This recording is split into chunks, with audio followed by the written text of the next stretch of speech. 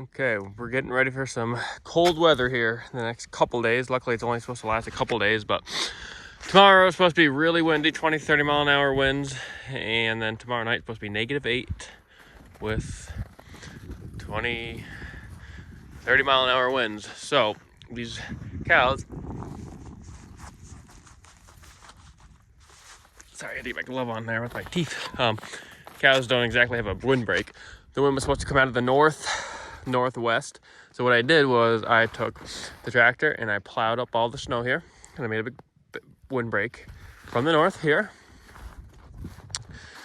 It's supposed to be more from the north and the northwest, and then I made another windbreak here to their west, and then kind of did it around this pile of hay. This is from a bale that they ate, so this was what was left over. And then there was another bale up there that was maybe a quarter left. I just pushed it down here with the bucket and spread it all out.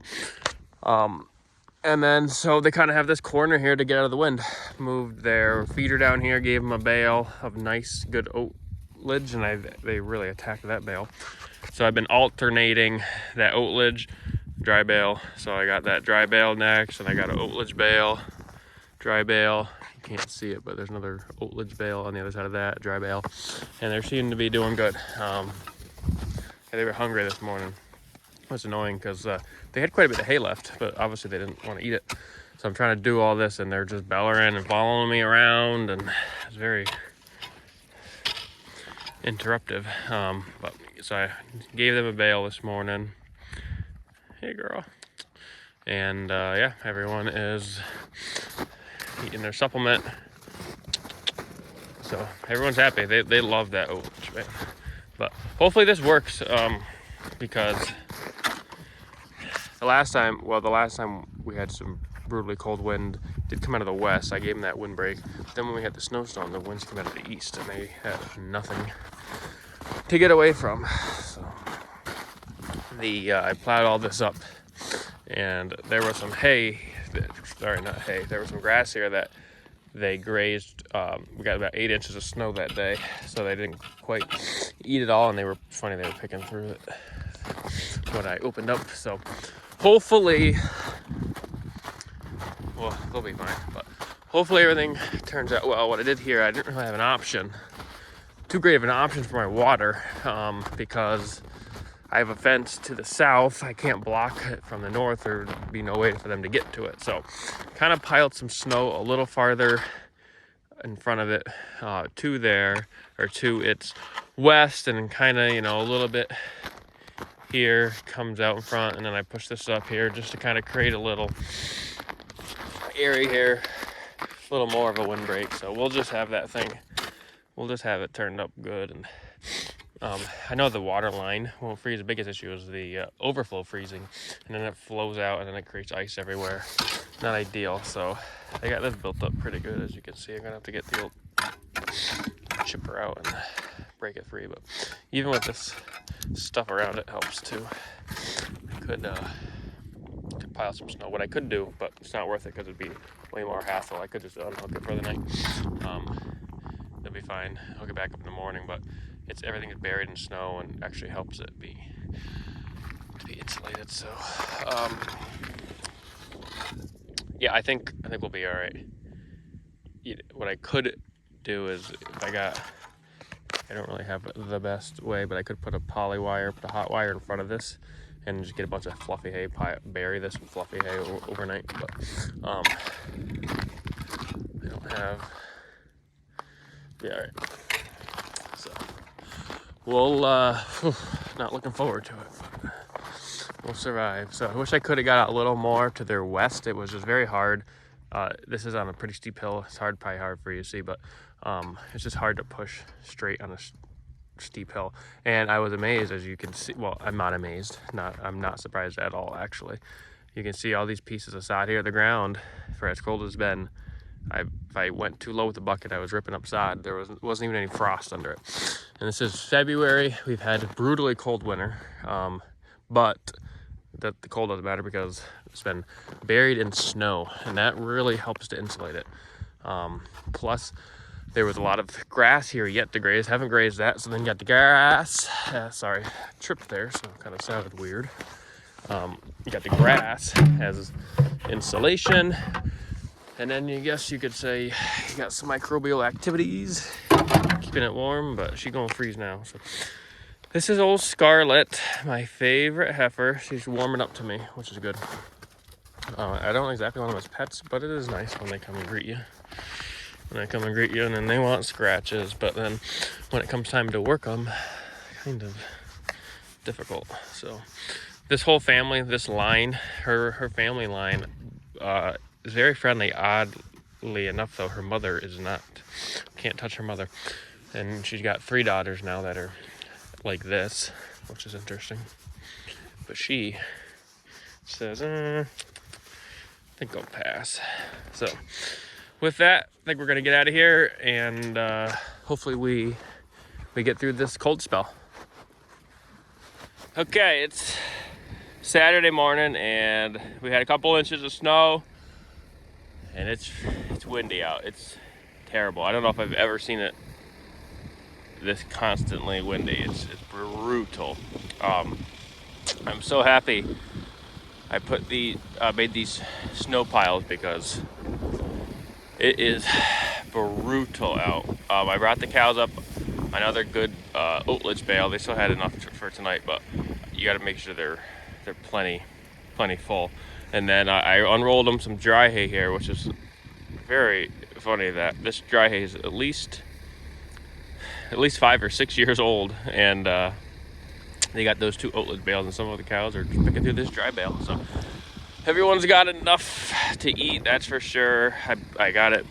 I got the hay right up against these snow walls, and I'm actually laying down here, and it's not bad. Once in a while you'll get a big gust that is just brutal, but constantly right now they're in a really good spot, thank God.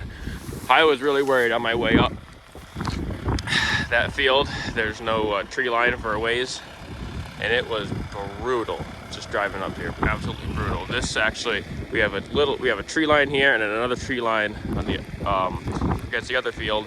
So I can tell just by looking down there that those tree lines definitely help stop some of the wind. So no matter where I put them, well, yeah, no matter where I put them, you really can't get them out of the wind a whole lot, but this is a really good spot. And just by looking at them, I can tell actually that they're fine. I mean, I'm very surprised with how comfortable they are. My finishing herd, I had to move them up by my barn. They had nowhere to get out. They were behind a shed, and they were not happy. So that now they have a barn to get in, which is they're the best case scenario. But it's too bad that it snowed because they got all this snow on their backs, and the snow kind of had a crusty layer on it. So if the wind was blowing before, or if the wind was blowing and we didn't get the snow, there wouldn't be any snow drifts. But otherwise, they'd have a dry coat, and I would be not worried about them at all. But the fact that they got some snow on them, it's not ideal. But like I said, I was surprised how content everyone is, honestly. So hopefully this dry hay doesn't blow away, because I had one gust while I was unrolling this, and it just took the hay right with it. So like right now, they're doing all right. They got a spot here to get out of the west winds. I unrolled it here so they could lay down, get out of the north wind. So yeah, like if I sit down right here, it's not bad. So if I'm mimicking a cow laying down, so hopefully they survive. I gotta check on them later, and we'll see. Morning. It is the next morning, Sunday morning. It's about -6, and luckily the wind is really not bad at all. Thank the Lord. Water's good, as you can see. It had ice on it. Had this much ice, but on half of it, this part was thawed out where the water shoots up. So you just break that off, and it's free, or it's open. The overflow is not frozen, which is good. I covered that all with hay, and then snow blew on top of it, which helps. And I also, because the wind was coming from the north, took some hay and just put it in front of here. And then the snow piled on it, and that kind of actually helped it stay there. So we're good there. Thank goodness the wind ain't bad, because it was brutal yesterday at one point. So everyone's good. You can see they're laying down kind of in the windbreaks. So everyone looks happy. Good. I mean, they got plenty to eat. So everyone was up. There was what, 1, 2, I think there was only 2 or 3 girls laying down when I was here. Everyone was up eating. So yeah, it worked. They survived the blunt of it. So I got that bale down there that I couldn't unroll. They must have pushed it down, but it's about 15 feet past one of my wires sideways. So I think the wind like actually blew that down there. This little Angelo bellering for mom. He does that often. He says, I want a drink. So they still got plenty to lay on. The wind blows in, covers it with snow and whatnot, but this really worked. This is probably about 6 feet tall here. A cow must have walked through there. I only got it maybe 4, 5 feet that direction, but as you can see, cows are laying down and they're below it. So you can tell they're piled in here. And there was a couple laying down actually over there. So this worked out great. I had to try the snowmobile up because I had a path plowed up here, but it was yesterday morning with the wind, it was already drifted in. So it's supposed to be windy today. Hopefully it's gonna stay like this, so it's not bad. But I'll have to re-plow my path because I can't bring a bucket up on that. Plus usually I get covered in snow. Not ideal, and it's cold. No windshield really.